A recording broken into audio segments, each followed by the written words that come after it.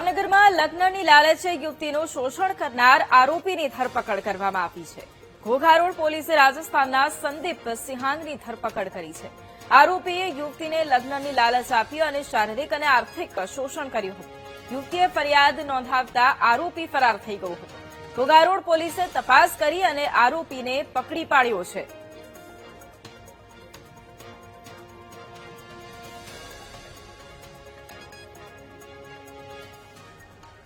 ભાવનગરમાં મોલનો સામાન સસ્તામાં આપવાની લાલચે છેતરપિંડી કરનારા પકડાયા છે। ગંગાજળિયા પોલીસે અમદાવાદથી ઠગ પિતા પુત્રની ધરપકડ કરી છે।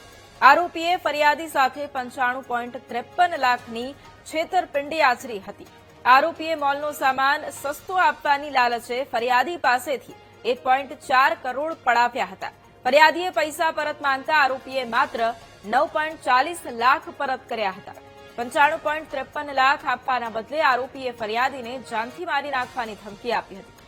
ફરિયાદીએ ફરિયાદ કરતા પોલીસે યુનુસ શ્રીમાળી અને પરવેઝ શ્રીમાળીની ધરપકડ કરી છે।